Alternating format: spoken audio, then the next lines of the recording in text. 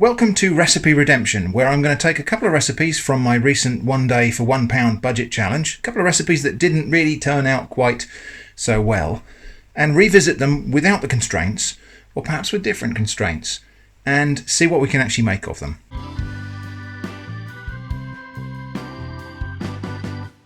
The two recipes that I'm taking from that are the two things that were actual recipes, not breakfast, which was just a boiled egg. So I'm taking the lunch, which was a lentil and vegetable soup, and the dinner, which was veggie burger things. So I've been out this morning and repeated the foraging, more or less, that I did for the challenge.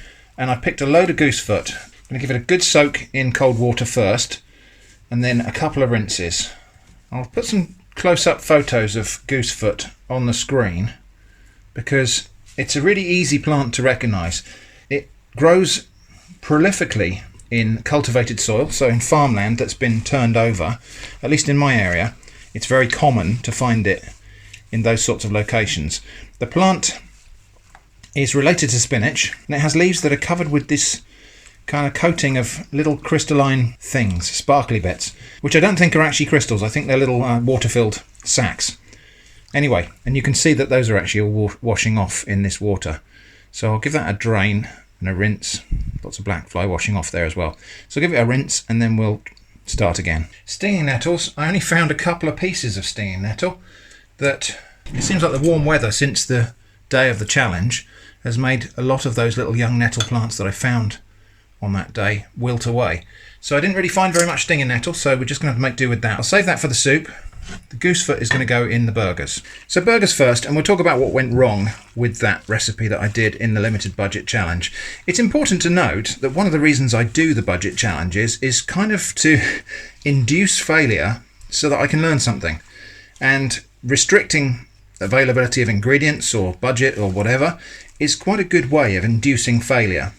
Obviously in the real world, failure is not so great, but in an exercise like that, inducing failure is a great way to learn. So what was wrong with those burgers was, firstly, there was no fat to fry them in, and the flavour was okay, but it was just impossible to actually get them really into something that was tasty, because long cooking was just toasting them and would have eventually just charred them. So the key thing I'm going to change today is I'm going to use oil for frying them. But also, just to make it a little bit different, I'm actually going to make these pure veggie burgers. So I'm going to remove the egg from it and we'll use something else for binding. I'm going to change that water again because, as you can see, there's lots of little floaty bits in there. And what I'm doing here is actually a much more thorough wash than I would normally bother with for wild vegetables. And there are a couple of reasons for that. One is that these plants are quite low growing and they were growing on bare soil. So there's quite a lot of soil splash that's got up onto the leaves, dust and soil splash from rain, which will not be pleasant to eat. It'll be gritty and just unpleasant. So I'm washing off a fair bit of soil here. The other is that I did observe when I was picking these, there's a few black fly on them. So we're washing those off as well. Not that I object to the idea of eating insects. You know, insects are a rich source of B vitamins. If it was just the insects, I might not have bothered quite so much. But the dirt is the main thing we're tackling here. Right, that's starting to look clearer, but I think it needs one more rinse. So the burgers we're going to try to make today. Now, I don't know whether people are going to object to me calling them burgers.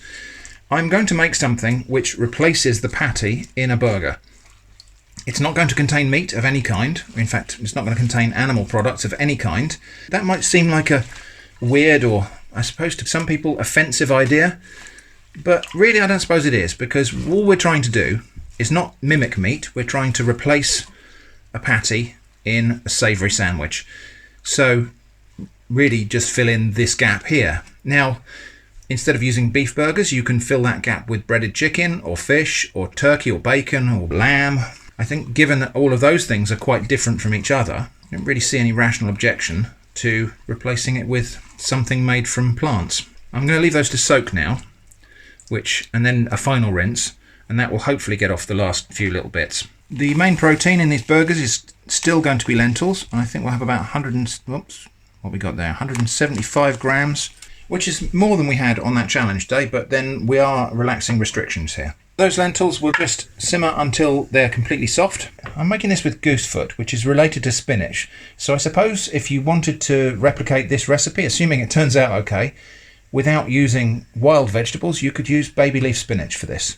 Just for a little flavour boost, I've got 100 ml of water here, into which I'm going to tip about a handful of dried mushrooms. Sorry, that's not a very precise measure, but there it is.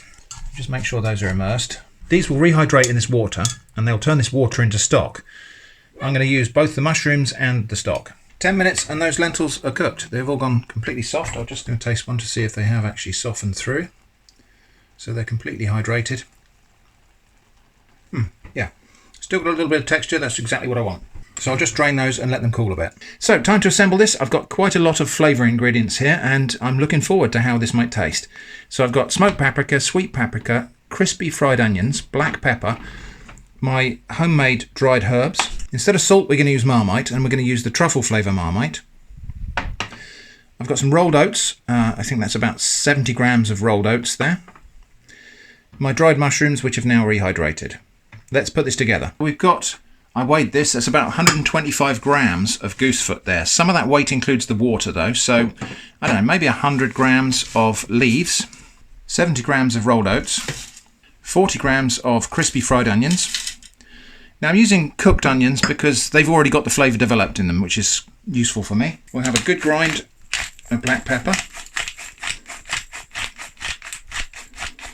We'll have about a quarter of a teaspoon of smoked paprika. We'll have a whole teaspoon of sweet paprika, a shake of my garden herbs, that's probably about a teaspoon and a half, and then about 2 teaspoons full of Marmite, my truffle Marmite. This Marmite's quite salty, so it shouldn't need any additional salt, but we will taste it before we make the patties. Should have got another spoon for cleaning that off.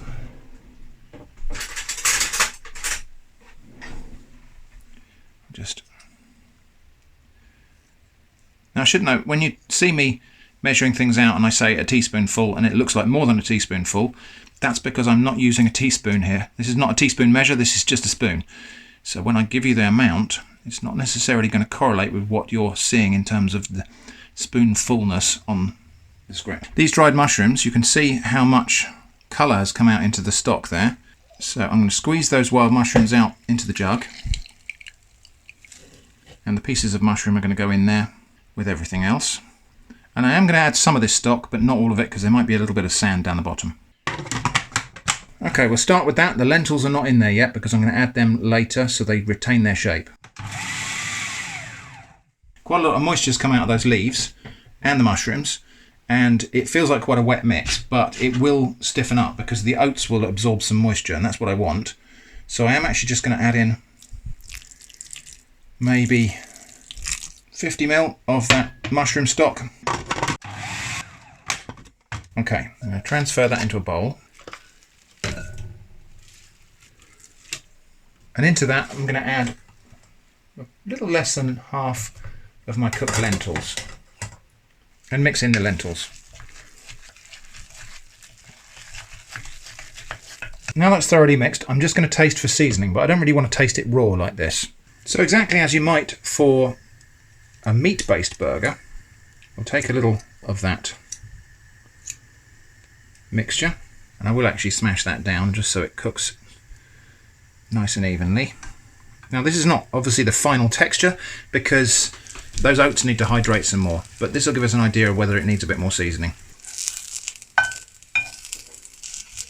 Right, I'm just going to let that cool a little bit so it's not vegetarian napalm. And remember, this is not the final texture. It will come together a lot more than this, but this is just a taste for seasoning. Yeah, I'm completely happy with that. It doesn't need anything. Spot on. That's actually really tasty. So I'm just going to let that mixture sit in the fridge for an hour or so to let those oats hydrate, and that will bind everything together. Then we can form it into burgers. The remainder of that mushroom stock won't go to waste. I'm going to put it in here, which is my chicken stock. I'll talk about that in a moment. This veggie burger mix has been in the fridge for about an hour, and it has firmed up quite a bit. So we'll turn that out now and get it made into patties. Right, and I'm just going to form these with my hands, but I think I'll probably, what should we do, make 4 out of that? That seems about right. Now it is still quite soft at the moment and pliable, and it's not really holding together at all. I think we'd probably find it would work a little bit better if I formed it into these patties and we left them in the fridge overnight to firm up some more, but I think that'll be fine. And I think just to make these easier to handle, I'm going to put them on a sheet of plastic like that. So yeah, not bad. Now, they might look a bit weird for burgers, but don't forget they're made entirely from vegetables. So in go my burger patties. And yeah, they are cooking in oil up to about halfway up their thickness. So we'll start off by cooking them actually quite high to get a little bit of a crust on them. That's nice. Nice bit of a crust there. So after 3 or 4 minutes on the second side, let's just have a quick look. Yep, we've got some browning going on there. And then lid on, and the temperature is going to go right down. Just to a low simmer now. And that's going to have about another 10 or 12 minutes.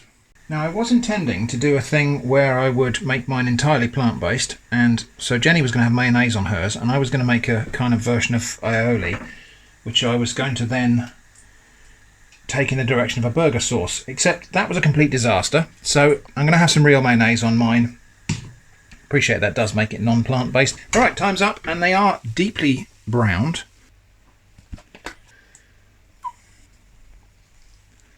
Now Jenny only wants one in hers. I might go for 2. A bit of cheese, I think. Since we have departed from the fully plant-based recipe by virtue of the mayonnaise, I'm going to have a bit of cheese on them. So Jenny only wants 1 patty, so we'll stop there. Eva can have that little bit of cheese. I'm going to have a second patty on top. And some ghost pepper ketchup. Alright, so there we go. Kind of vegetarian burgers. They were going to be vegan burgers, but not everything works out as planned. Okay, I'm ashamed to say that I went and reassembled my burger because the one that had 2 patties in there was just impossible to eat. As soon as I bit it, it just squeezed out the sides because they're not that firm. They are kind of a bit squishy. And so, yeah, it was just a bit too much. Anyway, let's give it a try with just 1 in a bun. What do you think? Yeah, it's nice actually. I like the crunchiness of it. Yeah, nice little bit of crisp crust on the outside. So they are quite delicate and green inside. Flavour, I think, is interesting enough to stand on its own now. What do you think, Jenny? Obviously you haven't got the meaty taste. But you don't need We weren't trying to make it taste like meat, we're just trying to make it taste nice in its own right. Yeah. I reckon that would be better still with stinging nettles, but it's just not the right time of year for those. A bit messy, but I think I can say recipe kind of redeemed there. I think there's scope for another version of this, which learns from these mistakes.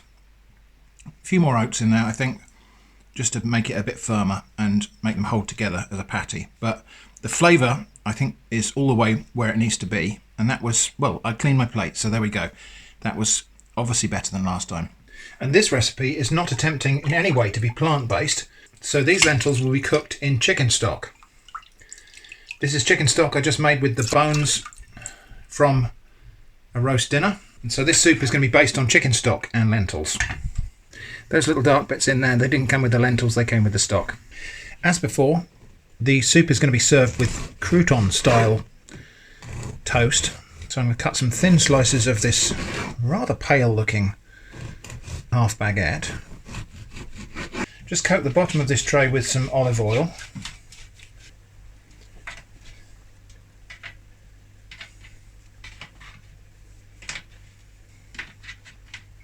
Yeah, not bad.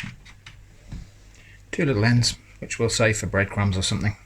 And now, an ingredient I didn't have on the challenge. Cheddar cheese. I had eggs. And so eggs is what I tried to use to coat the bread, and I don't know, it wasn't that great. Now I'm not going to pre-toast these because I just want to try and make little cheese on toast things. I don't want them to be completely brittle and crispy. I want them to have a little bit of chew to them, and I don't want them to be burnt, certainly. So I'm just going to arrange a little pile of cheese on each one. In fact, before I finish these, I'm going to put the oven on to preheat. Okay, I think that's pretty good. Oh, is that a little mouse by my feet? Oh, look at this. Right, the oven's up to temperature, so these cheesy toasts are going to go in. And today I managed to destroy my handheld blender, so I'm going to try using the glass jug attachment on my food processor, which apparently is thermo-resist, so we can put the hot lentils straight in there. Plus the additional lentils left over from lunch. Alrighty, 2 lots of lentils in there, one hot, one cold.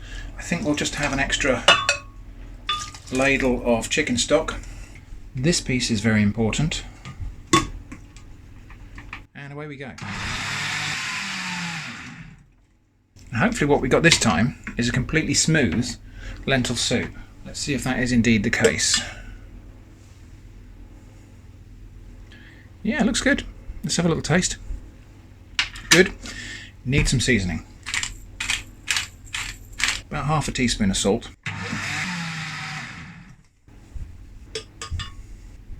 Good. That's good. So that can go back into that pan for now. I'm not too worried about the fact that there are whole lentils in there. Now at the moment that tastes ever so slightly over seasoned, but of course we've still got the vegetables to add. It is really interesting how I think lentils more than anything else go from tasting under seasoned to slightly over seasoned with very little margin for error. More so I would say than other kinds of things you might cook. Right, lovely creamy lentil soup, that would be just fine on its own. The green vegetables, which is going to be mostly goosefoot. It's about probably 100 grams of goosefoot there. And interestingly, soaking it has made it really quite a fleshy vegetable, more like sea beet actually, to which obviously it is also related. And then just a couple of little bits of stinging nettle, which I will pick up carefully. Ice cream! Let's get ice cream instead!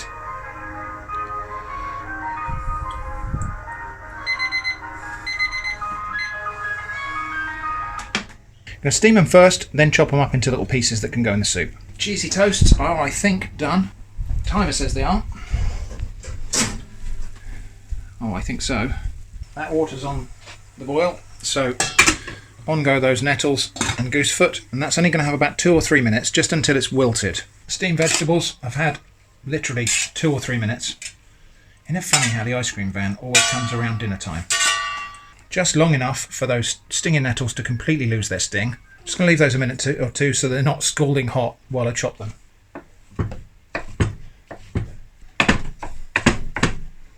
Okay, and I think rather than just mix this in, we'll make this into a kind of topping for the soup. Okay, and I think the way we'll do this is some of that lovely thick lentil soup, some of those amazing fresh wild greens, just a few little croutons like that. Let's give that a try. Okay, now I think that's just going to need a bit of extra black pepper because I think that about most things. Okay, dig in. Let me know what you think.